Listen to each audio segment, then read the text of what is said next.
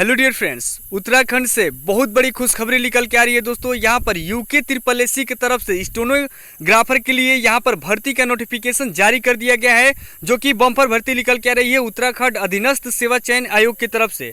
दोस्तों इसमें हम लोग age, qualification, selection process, DV medical, उसके बाद से डीपली सिलेबस के बारे में जानकारी लेने वाले हैं। दोस्तों सिलेबस के गहन से हम लोग देखने वाले हैं कि किस तरह से पेपर आप लोग का बनता है। उसके बाद से नोटिफिकेशन से संबंधी A to Z जानकारी लेने वाले हैं। सबसे पहले मैं ये जानकारी दे दूं कि जो आप लोग का ये नोटिफिकेशन जारी किया गया है कि नहीं, तो 17 सितंबर 2024 से आप लोग का नोटिफिकेशन जारी किया गया है। उसके बाद से फॉर्म कब से कब तक अप्लाई कर सकते हैं कि नहीं, तो 24 सितंबर 2024 से लेकर के 14 अक्टूबर 2024 तक इस फॉर्म को इजीली अप्लाई कर सकते हैं। उसके बाद से फॉर्म में किसी भी प्रकार का दिक्कत हो जाता है, जैसे मान लीजिए कि फॉर्म अप्लाई करते वक्त कोई गलती हो जाती है आपसे उसमें, ठीक है, नेम और एड्रेस किसी भी प्रकार का, तो आप लोग फॉर्म में संशोधन कर सकते हैं 18 अक्टूबर से लेकर के 21 अक्टूबर तक। यहाँ पर सबसे बड़ी ये खुशखबरी निकल के आ रही है यूके ट्रिपल एससी की तरफ से कि यहाँ पर इसका एग्जाम डेट भी घोषित कर दिए गए हैं दोस्तों, जो कि 8 दिसंबर 2024 को आपका एग्जाम पक्का होना है, ठीक है। और ये जो भर्ती निकल के आ रही है कि नहीं, तो समूह ग की पोस्टें रहने वाली है, जिसमें अपर निजी सचिव, विवेकीय सहायक, अनुलिपिक सह डाटा एंट्री ऑपरेटर की रिक्त भर्ती के लिए यहाँ पर क्या किया है कि भर्ती निकाला गया है। दोस्तों यहाँ पर कुल वैकेंसी आप लोग देख लीजिए कि नहीं, 257 पोस्टों पर बम्पर भर्ती निकल के आ रही है। अब चलिए नीचे की तरफ आने के बाद से यहाँ पर आप लोग के पद के नाम दिए हुए हैं, ठीक है, और यहाँ पर कुल कितनी रिक्तियाँ रहने वाली है इसके बारे में जानकारी है दोस्तों। तो सबसे पहले A नंबर में आप लोग का अपर निजी सचिव के लिए रहने वाला है। और ये देखिए अपर निजी सचिव में उत्तराखंड राज्यपाल सचिवालय में आप लोग को जॉब करना होगा। उसके बाद से कास्ट वाइज वैकेंसी यहाँ पर दिया हुआ है, तो इस वैकेंसी को आप लोग मिला सकते हैं। जैसे जनरल के लिए एक सीट है, उसी तरह से नीचे की तरफ आप लोग देख सकते हैं SC ST के लिए, ठीक है, अदर यहाँ पर दिया, कुल यहाँ पर 3 सीटें रहेगी। इसी तरह से इधर की तरफ सारी चीज़ें भूतपूर्व सैनिक संबंधित, स्वतंत्रता सेनानी संबंधित किसी प्रकार की वैकेंसी यहाँ पर दिया हुआ नहीं है। उसके बाद से नीचे की तरफ आने के बाद से आप लोग का वेतन, आप लोग का लेवल नंबर 8 का पे स्केल रहेगा। उसके बाद से आयु सीमा आप लोग का 21 वर्ष से लेकर 42 वर्ष के बीच में आते हैं तो अप्लाई कर सकते हैं। उसके बाद से पद का स्वरूप आप लोग का क्या रहेगा, तो अराजपत्रिता अस्थायी अंशदायी पेंशन युक्त रहने वाला है। अब देखिए यहाँ पर शैक्षणिक योग्यता क्या होना चाहिए कि नहीं, तो भारत के विधि किसी भी आप लोग के विश्वविद्यालय से स्नातक किए हुए हैं, पास हैं कि नहीं, तो आप लोग इजीली फॉर्म को अप्लाई कर सकते हैं। ग्रेजुएशन जो भी कैंडिडेट किया है कि नहीं, तो अप्लाई कर सकता है, लेकिन उसको क्या करना है कि साथ में हिंदी और अंग्रेजी दोनों को अनुलिपि करना है, जो कि 80 शब्द प्रति मिनट है।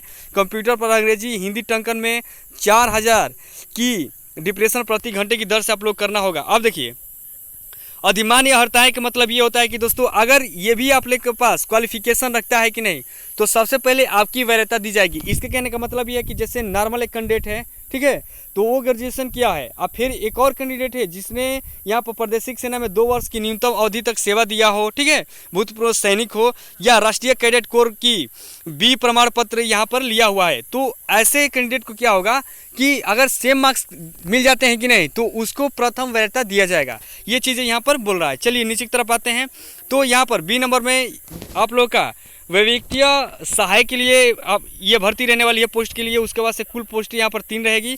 उसके बाद से नीचे की तरफ आ रहे हैं कि नहीं, तो उत्तराखंड सूचना आयोग में आप लोग को जॉब करना होगा, जिसमें यहाँ पर वैकेंसी कुल कितनी रहने वाली है, 3। और यहाँ पर कास्ट वाइज वैकेंसी देखने को मिला है, तो इस चीज़ को मिला लीजिएगा। नीचे की तरफ आने के बाद से आप लोग का लेवल नंबर 6 का पे स्केल रहेगा और आयु सीमा 18 से 42 वर्ष के बीच में तो अप्लाई कर सकते हैं। उसके बाद से पद स्वरूप का नाम इसमें पहले से दिया हुआ है। और शैक्षणिक योग्यता क्या होना चाहिए कि नहीं, तो इंटरमीडिएट आप पास है कि नहीं, तो इजली फॉर्म को एकदम बिल्कुल ही अप्लाई कर सकते हैं दोस्तों। उसके बाद से आप लोग का यहाँ पर टाइपिंग टेस्ट भी होना है, जो कि कंप्यूटर पर हिंदी टंकन के न्यूनतम 40,000 की डिप्रेशन प्रति घंटा की दर से रहेगा। उसके बाद से हिंदी अनुलिपिक में 80 शब्द प्रति मिनट की रहेगा, यानी कि हिंदी में अलग, इंग्लिश में अलग। अंग्रेजी अनुलिपिक और टंकन प्रक्रिया अभ्यर्थी को मान दिया जाएगा। इसके कहने का मतलब यह है कि इंग्लिश और हिंदी दोनों में होना है, लेकिन हिंदी में आप लोग देते हैं कि नहीं, तो अधिक मान्यता दिया जाएगा। या उसके बाद से अधिमान्य अर्हताएं के बारे में पहले से बता दिया है, ठीक है। अब चलिए नीचे की तरफ आते हैं। उसके बाद से यहाँ पर पदनाम C अनुलिपिक विवेकीय सहायक में कुल आप लोग का 15 सीटें रहने वाली है। उसके बाद से नीचे की तरफ आते हैं कि नहीं, तो विवेकीय सहायक में महाधिवक्ता कार्यालय उत्तराखंड नैनीताल में आप लोग को जॉब करना होगा। उसके बाद से यहाँ पर कास्ट वाइज वैकेंसी दिया हुआ है, तो इस चीज़ को मिला लीजिएगा दोस्तों। और उसके बाद से अब आते हैं नीचे की तरफ। नीचे की तरफ आने के बाद से आप लोग का वेतन लेवल नंबर 5 का मिलने वाला है। आयु सीमा 21 से 42 वर्ष के बीच में तो अप्लाई कर सकते हैं। उसके बाद से आप लोग का शैक्षणिक योग्यता क्या रहेगा, तो उत्तराखंड माध्यमिक शिक्षा परिषद या राज्य सरकार द्वारा मान्यता प्राप्त समक्ष परीक्षा उत्तीर्ण की हो, कंप्यूटर परिचालन ज्ञान रखता हो तो कैंडिडेट फॉर्म को अप्लाई कर सकता है। और यहाँ पर टंकन में न्यूनतम 4000 की डिप्रेशन की गति प्रति घंटे की दर हो। अंग्रेजी अनुलिपिक में 100 शब्द प्रति मिनट, हिंदी अनुलिपिक में 80 शब्द प्रति मिनट होना चाहिए। उसके बाद अधिमान्य अर्हता है, यहाँ पर पहले मैंने बता दिया, इसको बारे में देख लीजिएगा, ठीक है। और चलिए इसके नीचे आते हैं कि नहीं, तो अगला है व्यक्तिगत सहायक, कुल यहाँ पर 2 पोस्टें रहने वाली है। उसके बाद से नीचे की तरफ आते हैं कि नहीं, तो ये कास्ट वाइज वैकेंसी रहेगा, कास्ट वाइज वैकेंसी को मिला सकते हैं। उसके बाद से वेतन आप लोगों का लेवल नंबर आप लोग का 5 का मिलने वाला है। आयु सीमा 18 से 42 वर्ष के बीच में आते अप्लाई कर सकते हैं। उसके बाद से आप लोग के अनिवार्य अर्हताएं यानी कि शिक्षा क्या रहने वाला है, किसी मान्यता प्राप्त विश्वविद्यालय से स्नातक आप लोग बस पास हैं हिंदी और इंग्लिश भाषा में कि नहीं, तो इजीली अप्लाई कर सकते हैं। देखिए यहाँ पर आप लोग ग्रेजुएशन किए हैं हिंदी और इंग्लिश से, अदर भी जो भी आप लोग का क्वालिफिकेशन है बस ग्रेजुएशन ही रहने वाला है। इंटरमीडिएट का बस एक ही पोस्ट देखने को मिला है, तो बस इसमें किसी प्रकार का यहाँ पर बाउंडेशन नहीं रखा गया है कि 40% पास होने चाहिए, 35% पास होने चाहिए। आप बस किसी तरह से भी पास कर लिए हैं कि नहीं, तो क्या होगा कि आप लोग क्या कर सकते हैं, फॉर्म को इजीली अप्लाई कर सकते हैं। उसके बाद से हिंदी तथा अंग्रेजी अनुलिपि में 80 शब्द प्रति मिनट और कंप्यूटर में हिंदी तथा अंग्रेजी टंकन में न्यूनतम 4000 की डिप्रेशन प्रति घंटा होना चाहिए। देखिए अधिमान्य अर्हताएं क्या है, इसके बारे में पहले से मैंने बता दिया है। अधिमान्य अर्हताएं क्या होनी चाहिए, इस चीज़ के बारे में मैंने पहले से ही बता रखा है, इस चीज़ को आप लोग केयर करिए। अब देखिए अगला आप लोग का व्यक्ति सहायक, कुल पद यहाँ पर 2 रहने वाले हैं। उसके बाद से नीचे की तरफ आने के बाद से देखिए 2 पोस्टों में आप लोग का क्या क्या यहाँ पर रहेगा, तो इस चीज़ को भी मिला लीजिएगा दोस्तों। रिक्त पद के बारे में जानकारी है सारी चीज़ें।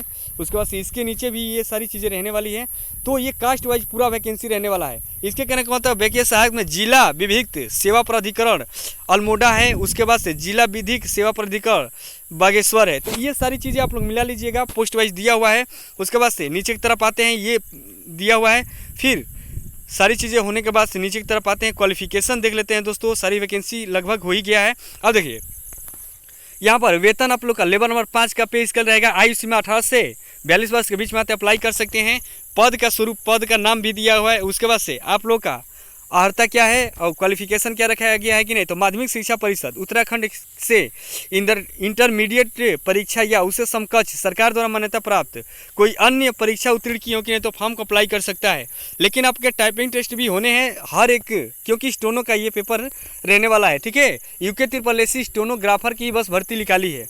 उसके बाद से यहाँ पर हिंदी अनुलेखा असुलेखन में न्यूनतम 80 शब्द प्रति मिनट और कंप्यूटर पर हिंदी टंकन में न्यूनतम 4000 की डिप्रेशन प्रति घंटा की गति होनी चाहिए। यहाँ पर अधिमान्य अर्हताएं के बारे में यहाँ पर जानकारी है। अगर ये सारी क्वालिफिकेशन है कि नहीं, तो आपको प्रथम वरीयता दिया जाएगा, प्रथम वरीयता। उसके बाद से यहाँ पर व्यक्तिगत सहायक में फिर 2 पोस्टें के लिए निकल के आ रही हैं, कास्ट वाइज वैकेंसी दिया हुआ है और कहाँ का आप लोग के रहने वाला है, किस प्रकार की पोस्टें किस जगह पर, इस चीज़ को मिला लीजिएगा। फिर नीचे की तरफ आते हैं कि नहीं, तो वेतन मान आप लोग का लेवल नंबर 5 का रहेगा। 18 से 42 वर्ष के बीच में अप्लाई कर सकते हैं। उसके बाद से आप लोग देखिए क्वालिफिकेशन क्या है, उत्तराखंड विद्यालय शिक्षा एवं परीक्षा परिषद अथवा, ठीक है, अथवा माध्यमिक शिक्षा परिषद उत्तर प्रदेश की इंटरमीडिएट परीक्षा अथवा उसके समकक्ष सरकार द्वारा मान्यता प्राप्त कोई भी परीक्षा उत्तीर्ण किया है तो फॉर्म को अप्लाई कर सकता है। यानी कि यूके से या यूपी से कहीं से भी अगर आप लोग इंटरमीडिएट पास आउट है कि नहीं, तो इजीली फॉर्म को अप्लाई कर सकते हैं। अनुलेखन द्विभाषी होने हैं इसमें, ठीक है।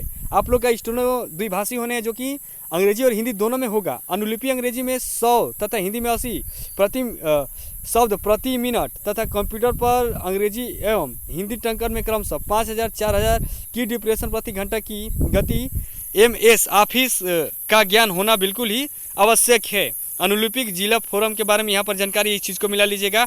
वही अनुलेखन हिंदी में 80 प्रति मिनट है। उसके बाद से आप लोग का हिंदी टंकन में 4000 की डिप्रेशन प्रति घंटा के दर से आप लोग का रहने है। अधिमान्य अर्हताएं के बारे में पहले से मैंने बता रखा है।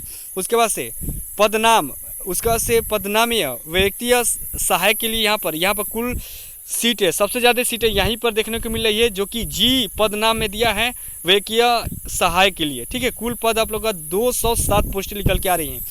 नीचे की तरफ में ये सारी पोस्टें आप लोग को देखने को मिल रही है, ठीक है। और कास्ट वाइज वैकेंसी भी देखने को मिला है, तो इस चीज़ को भी मिला लीजिएगा आप लोग। फिर नीचे की तरफ आते हैं और उसके बाद से अदर जानकारी भी देख लेते हैं। इसमें इसका क्वालिफिकेशन क्या रखा गया है, उसके बाद से और सारी एलिजिबिलिटी क्राइटेरिया क्या रहने वाली है, ठीक है। और देखिए आयु सीमा आप लोग का क्या है कि नहीं, तो 18 से 42 वर्ष के बीच में अप्लाई कर सकते हैं। अर्हता के बारे में यहाँ पर जानकारी दिया है। उसके बाद से उपयुक्त तालिका के बिंदु संख्या 32 से 33 अंक नियुक्त आरक्षण के पदों पर संख्या प्राप्त होने पर उक्त विभागों के पदों को तदनुसार सम्मिलित किया गया है। अर्थात क्या है कि यहाँ पर आप लोग का क्वालिफिकेशन यही रखा गया है, उत्तर प्रदेश माध्यमिक शिक्षा परिषद ये अथवा उत्तराखंड शिक्षा एवं परिषद से इंटरमीडिएट आप लोग पास किए हैं या कोई अन्य से इंटरमीडिएट पास किए हैं कि नहीं, तो इजीली फॉर्म को अप्लाई कर सकते हैं। साथ में आप लोग का साथ में हिंदी अनुलेखन में न्यूनतम गति 80 प्रति मिनट तथा कंप्यूटर पर हिंदी टंकन में न्यूनतम 4000 की डिप्रेशन प्रति घंटा से होना चाहिए। अधिमान्य अर्हता है यहाँ पर न्यूनतम है, अगर इससे आप लोग बिलोंग करते हैं तो आप लोग को वैधता दिया जाएगा। उसके बाद से एज पद नाम में आप लोग देखिए अनुलिपिक सह डाटा एंट्री ऑपरेटर के लिए कुल 3 पोस्टें रखी गई हैं। यहाँ पर आप लोग के कास्ट वाइज वैकेंसी दिया हुआ है। नीचे की तरफ आप लोग का वेतन दिया हुआ है, लेवल नंबर 4 का मिलेगा। 18 से 42 वर्ष के बीच अप्लाई कर सकते हैं। उसके बाद से आप लोग का क्वालिफिकेशन क्या रहेगा, तो इंटरमीडिएट पास है कि नहीं, तो इजीली फॉर्म को अप्लाई कर सकते हैं। साथ में आप लोग का कंप्यूटर पर हिंदी टंकन में आप लोग 4000 की डिप्रेशन प्रति घंटा की दर होना चाहिए। हिंदी अनुलिपक में 80 प्रति मिनट होना चाहिए। अधिमान्य अर्हता है यहाँ पर निम्नवत है। फिर नीचे की तरफ आते हैं, उसके बाद से व्यक्तिगत सहायक अनुलिपिक ग्रेड दूसरे के लिए यहाँ पर कुल 2 पोस्टें रखी गई हैं। यहाँ पर कास्ट वाइज वैकेंसी दिया है। उसके बाद से इसके नीचे आने के बाद वेतन आप लोग का क्या रहेगा कि नहीं, तो लेवल नंबर 4 रहेगा। आयु सीमा आप लोग का 21 वर्ष से 42 वर्ष की अप्लाई कर सकते हैं।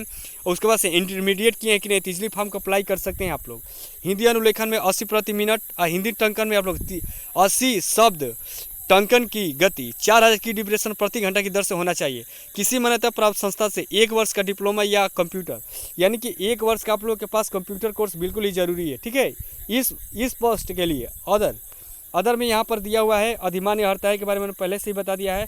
लिखित परीक्षा का पाठ्यक्रम आप लोग का 100 अंकों का किया जाएगा, जो कि ऑब्जेक्टिव टाइप का रहेगा, जिसमें आप लोग का सामान्य ओबीसी श्रेणी के लिए 45% लाना बिल्कुल ही जरूरी है। अनुसूचित जनजाति के लिए 35% आप लोग का लाना बिल्कुल ही जरूरी है। ये चीज़ें यहाँ पर साफ साफ लिखी गई हैं। ये होने के बाद से अब नीचे की तरफ आते हैं, जो मेन चीज़ें उनके बारे में ही देखेंगे दोस्तों। लगता है चलिए ये चीज़ें हो गई। आयु सीमा के बारे में बता दूं कि आयु की गणना आप लोगों का क्या होना है कि 1 जुलाई 2024 की आपके आयु की गणना होगी। उसके बाद से यहाँ पर नीचे की तरफ आ रहे हैं कि नहीं, तो सेंट्रल गवर्नमेंट के अकॉर्डिंग आप लोग को आयु में छूट देखने को मिल रही है। क्या है कि ओबीसी के लिए 3 ईयर्स है, SC/ST के लिए 5 ईयर्स, PWD कैंडिडेट है कि नहीं, तो आप लोगों को 10 ईयर्स का छूट यहाँ पर देखने को मिला। ये चीज़ें यहाँ पर देखने को मिल रही है, ठीक है। अब चलिए आवेदन हेतु पात्रता क्या क्या है, तो ये चीज़ें मैंने पहले से ही बता रखा है। फिर नीचे की तरफ आने के बाद से जो मेन चीज़ें हैं उसके बारे में, राष्ट्रीय भारत के आप लोग नागरिक हो, यानी कि ऑल इंडिया से फॉर्म को अप्लाई कर सकते हैं। इसमें क्या होता है कि ऑल इंडिया से फॉर्म अप्लाई करने में आप लोग उत्तर प्रदेश से या अदर राज्य से अप्लाई करते हैं कि नहीं, तो यहाँ पर जनरल में आप लोग क्या करते हैं कि फाइट करते हैं। फिर नीचे की तरफ आते हैं, ये चरित्र के बारे में जानकारी है। फिर वैवाहिक स्थिति है, अगर शादीशुदा है तो ये सारी चीज़ें आप लोग के पास उपलब्ध होनी चाहिए। शारीरिक स्वास्थ्य के बारे में, यहाँ पर मेडिकल के बारे में जानकारी है कि मेडिकल आप लोगों का कैसा होना चाहिए, तो नॉर्मली सारी चीज़ें यहाँ पर मेडिकल में रहता है। अगर दिव्यांग है कि नहीं, तो ये सारी चीज़ें आप लोग के क्या होना चाहिए कि कंप्लीट होना चाहिए। EWS हैं, तो ये सारी चीज़ें हैं।